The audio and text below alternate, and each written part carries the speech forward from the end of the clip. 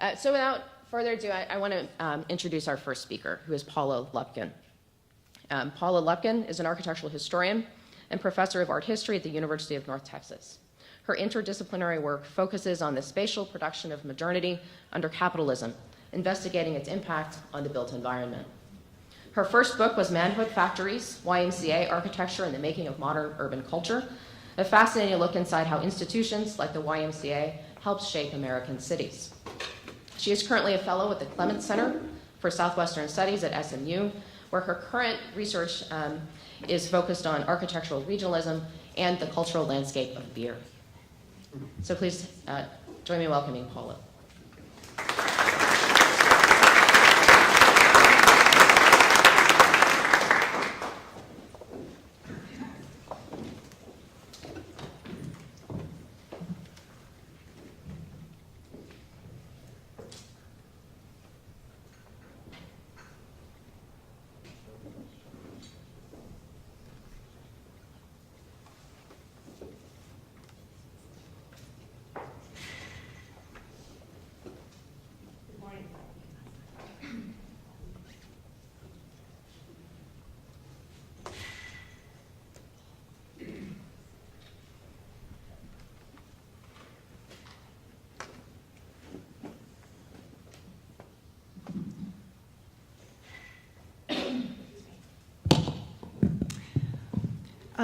Good morning, everybody. Before I begin, I'd like to offer special thanks to Carol Rourke and especially Susan Allen Klein, who've both helped me to explore and get to know the historic and contemporary fabric of DFW. I'm also grateful to Kate Holliday for providing us and me, a relative newcomer, the opportunity to talk about DFW as a concept in the heart of the Big D, of Big D, I should say. We live in a uniquely sprawling place comprised of 2 major cities, dozens of municipalities, a major airport hub, and hundreds of miles of highway. Although we're intricately linked by infrastructure, economy, and a common watershed, we have not thought enough about networks and connections between places, especially architectural ones. Scholarly literature, preservation efforts, and public conversation typically focuses on one city or the other, stopping at the municipal boundary. Now, there is one exception to the rule, a truly metroplexian architectural model, but if you don't have a child under 10, perhaps you haven't seen it, which is the mini-land version of DFW at the Legoland Discovery Center in Grapevine, which is far from either traditional urban center, but close to the region's true capital, at least as I think of it, which is the airport. Built of more than 1.5 million Lego bricks, it represents DFW as a whole by creating a combined city of iconic monuments, including the Reunion Tower, the American Airlines Center, City Hall, Union Station, the Big Red Courthouse in Dallas, Cowboys Stadium in Arlington, and the Bass Symphony Hall in Fort Worth, among others. Chosen for their distinctive profiles, these Lego buildings serve as a logo city, abstracted from their actual geography and function. This model is successful on at least 2 levels. And as the kids will tell you, it is an awesome example of Lego architecture and design and engineering. But they also accomplish an even more difficult task, which is uniting families from Mesquite, from Grand Prairie, from Plano, from Keller, and all over the area in the game of identifying landmarks that are familiar to everyone. This Lego model recognizes that iconic buildings are the architectural glue that holds this decentralized landscape together. Now, this Lego version of DFW, or Lego version of either of these cities, was not always the case. In the late 19th and early 20th centuries, as Dallas and Fort Worth began to urbanize, architecture linked us in quite a different way. For a time, as cities grew outward, networks of buildings balanced the centrifugal force of decentralization by linking the neighborhoods functionally and materially to downtown. Excuse me. This networked vision of the city can be seen in another utopian but fundamentally more quotidian model that I offer for your consideration. Like the Legoland, it is a consolidation of far-flung buildings into an imaginary metropolis. This one's composed of a few tall skyscrapers representing the city center and blocks of 2- and 3-story structures along carefully planned residential boulevards. Unlike mini Legoland, with its collection of iconic landmarks, these are all the same kind of building, clubhouses of the YMCA. As Chicago grew, so did the YMCA, expanding from a single downtown building to neighborhood branches designed to provide wholesome recreation for the entire population.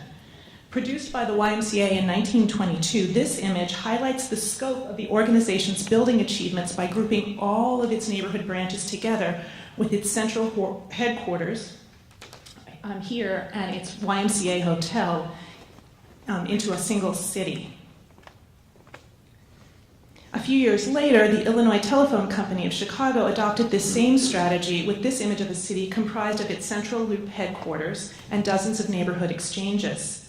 The buildings, also similar in height and design, linked each urban household to an emerging network of telephone lines in the city and throughout the country. Both the YMCA and the telephone company present their collective urban presence as a city, recognizing the extent to which they have shaped the city and celebrating the active role played by the networks by networks of ordinary, everyday, archetypal infrastructure in modern urban development. Located both in the central business districts and in neighborhood centers, buildings like the YMCA and the telephone exchanges are, unlike the components of the Lego city, the building blocks of urbanism, key elements in a kit of parts that makes up the center, the periphery, and the working architectural landscape of every city and town. This kit also includes many other kinds of buildings: schools, libraries, parks, playgrounds, utility buildings, banks, stores, among others. Although we often take these buildings for granted now, they were essential components of city building, symbols of progress and modernity. In this presentation, I'll introduce some national and some local examples of this early 20th century phenomenon and discuss the culture of planning that produced them. Among the earliest and most widely distributed elements of the kit of parts were civic buildings meant to deliver education and recreation that would shape and unite the people into a productive citizenry. By the 1890s, with the rise of the Progressive Era, school boards in large cities like St. Louis were responsible for the construction of multiple new school buildings to serve growing populations that were increasingly distant from the board's headquarters, which is marked with a red star. Between 1897 and 1915 alone, St. Louis's school board architect William Ittner built 28 new schools marked with yellow pushpins all over the city, north, south, and west, but as you'll note, not east, because that's the Mississippi River, and over the river was another city, state, and school board jurisdiction. These schools included auditoria, gymnasiums, laboratory facilities, which all served a double purpose. During the daytime, they would serve the students, and at night, they could be used for adults as a social center in the neighborhood. Reformers also began advocating the instruction of recreation facilities to produce good citizenship and health among urban dwellers. Now, YMCA buildings, which had first emerged in the 1870s for working men and working women downtown, began before the First World War to expand beyond a central building to branches in each neighborhood. With the financial support of major business leaders and boosters, by the 1920s, some cities, like Chicago, were home to more than a dozen YMCA buildings. Libraries built in a public-private partnership were also an important element of this kit of parts. At the turn of the century, steel magnate Andrew Carnegie, who believed in the bootstrap model of success, partnered with communities across the country to build libraries which would instill education and refinement in urban residents. Here you see the Central Library in his hometown, Pittsburgh, as well as several branches designed by the firm of Alden and Harlow. From the beginning, Carnegie anticipated the construction of branches to, quote, bring books closer to the homes of people, close quote. And he specified this in his grants to cities like Pittsburgh. He also gifted the city of New York over $5 million in 1899 to build 66 branch libraries. And this donation fundamentally shaped the character of many neighborhoods across Manhattan, which were graced with elegant palazzos that anchored the commercial and residential landscapes that surrounded them. Spurred on by these public-private partnerships of the YMCA and the Carnegie Libraries, municipalities in places like New York and Chicago began to strategically plan and design parks and playground facilities as neighborhood social centers. In 1899, a special park commission in Chicago, for instance, advocated a construction of a network of small neighborhood parks like Sherman Park in the back of the yards. These were equipped with swimming pools, field houses, tennis courts, playgrounds, running tracks, and ball fields. The first constructed was McKinley Park in 1900, and 9 more, including the 60-acre Sherman Park, followed in some of the city's poorest neighborhoods, providing green space and structured play. This parks and recreation movement was highly influential in American cities during the 1930s. During the Depression, local sources of funding for parks dried up, but the federal government's Public Works Administration helped to enhance or add to these network of recreational facilities, and the impact was strongly felt in DFW. PWA funding helped landscape architects Hare and Hare plan a network of green spaces, parks, and schools throughout the neighborhoods of the city of Fort Worth. Their plan, which I show on the screen, for Arlington Heights High School in 1936, with its rectangular site, building and tennis courts on the north side, and extensive grounds and ball fields on the south side, clearly show the influence of Chicago's neighborhood parks and field house system. So that's a good portion of the city is made up of these civic kinds of bits. But there are also, in addition to these networks of education and recreation facilities, urban expansion was structured by building types that delivered the services that were the hallmark of modern urban life: running water, electricity, and telephone service. Although these services were typically administered from centrally located office buildings, like this one, which is no longer there, the main telephone building at Ackerd Street in Dallas, such central buildings were, as, I'm sorry this is dark, but I hope you can see it because it's a great image, as this advertisement tried to show, that the headquarter building was just one part of an elaborate network of cables, switchboards, and buildings that extended throughout the city. Exchanges like these in Oak Cliff and Oak Lawn, built in the teens, were necessary to deliver service at regular intervals throughout the city. And on the bottom of the screen, you can see a cutaway view of a telephone exchange, which shows that these buildings housed very complicated and expensive technology, but were draped on the outside with the proper architectural decorum, giving the company a distinctive identity in the community. The pumps, generators, and switching stations of utility buildings were also clothed in refined dress that helped situate the machinery within smaller neighborhood settings. The dignified classical brick facades of the Dallas Power and Light buildings in Oak Cliff, Knox Henderson, and on the south and east sides of the city were outposts of the central office buildings downtown. In Fort Worth, the vocabulary for the water pumping stations of the 1920s was yellow brick with red tile roofs, a vaguely southwestern Spanish motif that linked the neighborhood stations on the north, south, and west sides, at least I think, to the architecture of the city's iconic stockyards, barns, and exchanges. Increases in size and population of the cities also required additional protection against fire and crime. These municipal services divided up the urban landscape into districts, and they built new stations incrementally as bond issues and safety, public safety demanded. In Fort Worth, for example, a massive fire destroyed large portions of the south side of the city in 1909, and lo and behold, in 1910, 3 new fire stations were built on the south side of the city, all by the same firm, Sanguinet and Stats, who coincidentally also did kit of parts works for Southwestern Bell in exactly those years. In addition to webs of education and recreation and public services and public utilities, the network city was also defined by the expansion of commercial enterprises with branch locations, including banks and department stores, typically beginning in the 1920s, although maybe a little bit later in the DFW area. Unlike chain stores, these commercial networks retained the importance of a central headquarters downtown, but acknowledged the increasing decentralization of everyday life by providing services to outlying areas. Pictured here is the Security Trust Savings Bank in downtown Los Angeles, as well as several of the dozen branches the company built across the urban area in the 1920s. By 1930, more than 200 branch banks dotted the expanded landscape of Los Angeles. Built of substantial materials with distinguished architectural style, branch banks were often the most elaborate buildings in the neighborhood, anchoring key intersections along streetcar routes and arterial roads. The buildings represented the main bank and its reputation for security in a convenient form for nearby suburban dwellers.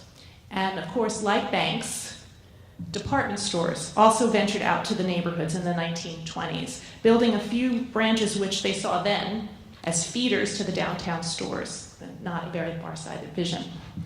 In Los Angeles, Bullock set up shop in Hollywood and on Wilshire Boulevard.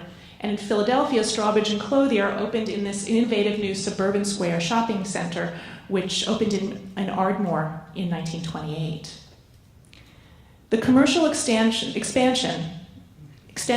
from the downtown to the periphery slowed during Depression and war, but exploded in the 1950s and 60s, aided by the construction of highways. Leading the pack were the department stores. In Dallas, the Sanger-Harris Company moved further and further outward, extending its network to Highland Park Village, which was first constructed in 1930, and beyond to new shopping malls in Plano, Preston Center, Mesquite, Irving, Arlington, and even Fort Worth. These were perhaps the first truly metroplexian networks, which tied residents from around the area together in a common shopping experience in distinctively designed buildings.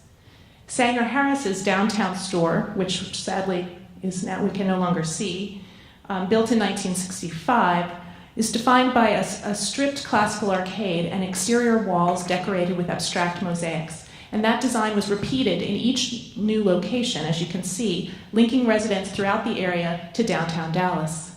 Distinctive architecture, as in the case of Sanger-Harris's mosaics, truly linked the community of shoppers together. From the 1880s through the 1950s, this kit of parts, including the department stores, were the basic building blocks of American urbanism. These independent but overlapping networks of buildings helped to define the contours of modern metropolitan life for residents, both symbolically and functionally. Not only did they distribute important goods and services to the far corners of the city, they wove ideas, largely white, middle-class, Anglo-male ideas, about public culture, leisure, education, and consumption, into the warp and weft of the urban fabric. Exerting both centrifugal and centripetal force, they facilitated expansion by tying the center and the growing periphery together in a spatial, social, and economic relationship. This kit of parts, urbanism, with its push and pull towards and away from the center, is very familiar to us. It's perhaps too familiar to us. We take it for granted. As important as these cities are to the overall identity and functionality of the city, they are not iconic products of grand plans and high architecture, but the work of a little-studied culture of centralized design and planning that emerged in both the public and private spheres in the early 20th century. The kit of parts was a planned strategy, but a piecemeal one. Unlike unified schemes dreamed up by Daniel Burnham for Chicago or George Kessler for Dallas, decisions about the expansion and partitioning of the city into new neighborhoods, commercial strips, and civic centers were spearheaded by specialized architects, bureaucratic firms, and the planning and research offices of agencies and companies. Confronted with population growth or the annexation of new areas, they made decisions about the location of branches after collecting data and from statistical analysis and census records. Public service organizations like the YMCA sought universal coverage of the entire city population. This map of Philadelphia, drawn by the Philadelphia Y, reveals that their planning strategy for branch location was based on walking radius, so that to ensure that all young men had access within their neighborhoods, within walking distance from their homes. By contrast, utility companies' locational strategies were based on technological requirements and market demand for service. Anticipating recovery from the Great Depression, Southwestern Bell, for instance, hired industrial engineer Burton Blanton in the late 1930s to research the future demand in Dallas City and County. He published this report filled with charts, graphs, and maps. This one on the top tracked the building permits in the city of Dallas, which, as you can see, the valuation of the projected building went way, way down in the mid-1930s, but looked like it's starting to rise up by 1936. And this one shows, I'm sorry, it's a little bit fuzzy, but this one here's Dallas, is showing the trade territories of each major city in Texas based on the toll traffic from one city to another. Graphs and diagrams and maps like this helped them plan where they would build new exchanges, new long-distance lines. The results of such planning can be seen in a spate of construction on the periphery of Dallas in the 1950s, shown on this map of all of its building locations, which includes about 36 different buildings by 1960. And you can see quite a lot of that is taking place on the periphery. Now, what did these buildings look like? These 36, or the outer buildings on the periphery looked like this. Very simple and standardized. And this raises, for me, the question of design and designers in the kit of parts. And I've talked about planners and their role, but what about designers? And if you look at these buildings, you might think that design is not much of a priority to Southwestern Bell. But I don't think this is necessarily the case. These automated buildings in outlying, mostly non-residential areas reflect one extreme of the three core design values that shaped, I think, most of the kit of parts, which was replication, efficiency, and connection. That those were the things that defined those buildings. So whether it's a school, a bank, a firehouse, or a police station, this genre of architecture called for specialized knowledge, controlled budgets, and a common vocabulary that would link places together and could be adapted to varying conditions, whether a working-class residential neighborhood, a middle-class commercial strip, or even a civic center in a central city. This fostered a bureaucratic model of architectural practice, including official positions within a school board, an in-house company bureau like the YMCA's Building Bureau, or consultancy relationship with commercial firms like Sanguinet and Stats. These architects had the experience and the willingness to work creatively with formulas, templates, and types like these developed for the YMCA. The diagram represents an ideal plan of a Y building, which placed a premium on surveillance from a central office, right here, and a desk, with all of the facilities arrayed around it, and the entrance all controlled by a single person in the center. And this diagram was enormously influential. It was made in 1915, and it governed the planning of YMCAs around the country, including all the ones that you see on the other side of the screen, which were designed by a single specialist YMCA firm, Shattuck and Hussey, in the teens. The culture of bureaucratic diagrammatic architecture does not mean that architectural creativity was squelched. Many schools, banks, and even police stations were quite elaborate architecturally, and I just want to share with you two examples from St. Louis, which has a very rich stock of bureaucratic architecture. At the turn of the century, its school board architect, I've already mentioned him, William Ittner, built dozens of highly elaborate brick schoolhouses with Jacobean, Tudor, Northern Italian, Spanish Revival details in every part of the city. Raised high above the rooftops of the surrounding houses, they anchored their neighborhoods and provided common identity that transcended race, class, and ethnicity. During the 1930s, the St. Louis Police Department built a series of 6 new, highly stylized Art Deco stations by the municipal architect James Osberg on the north, northwest, and south sides of the city. Very long and low, they blended into the residential scale of the surrounding neighborhoods, but elaborate brickwork, color, and a vertical metal sign saying police that extended up over the cornice distinguished them from their surroundings and signaled municipal identity in outlying districts. So, as I hope the examples that I've shown you indicate, from the perspective of both planning and design, the kit of parts was a strategy to manage growth and maintain a relationship between the center and the periphery in an age of decentralization. Unfortunately, maybe unfortunately especially for us in DFW, it's a strategy that was increasingly obsolete in the second half of the 20th century as the center increasingly lost commercial power and position. Even as early as the 1930s, city and regional planners like Clarence Perry recognized the effect that cars would have on the morphology of urban areas and attempted to maintain the role that kit of parts urbanism had played in early growth. This image from a Los Angeles city planning report makes a neighborhood school and social center right here, kind of looks like the Chicago parks that I showed you, makes that really the center of the plan and relegates to relative obscurity in the lower corner. I don't know if you can even see this, but this is an early strip mall with cars running in and out. They recognized the power of the car and its effect, but they really kept it on the back burner of their plans and tried to maintain this tradition. Now, we all know how this worked out. Obviously, the car was more powerful than any planner. Even if cars and highways had not fundamentally changed the relationship between center and periphery, the kit of parts can be a problematic strategy for connection and networking on a metroplexian scale. In a metroplex defined by edges, nodes, and multiple centers, a strategy designed to deliver services within the traditional yellow political boundaries delineated in this map has its limitations. Many of the architectural networks, like schools, no longer link us together. In fact, they really divide us. The commercial connections, like chains of department stores or banks, which appear to maintain the linkage between the center and the periphery at the larger scale, are no longer anchored to the city center. In fact, these banks are no longer anchored even in our state, right? Let alone our cities. I've recently found this map of human settlement in the DFW area online. It's based purely on census records. Each black dot represents a person, and the patterns are unmediated by city boundaries or arterial roads. In this age of the sprawling metroplex, where a census-based dot map shows a population that's grown into this enormous, amorphous blob, in the age of digital connections and cell towers, what beside the highways holds us together spatially and symbolically? Is it all virtual, or is there anything hardwired? What is the scale? What is the unit of community that we are studying?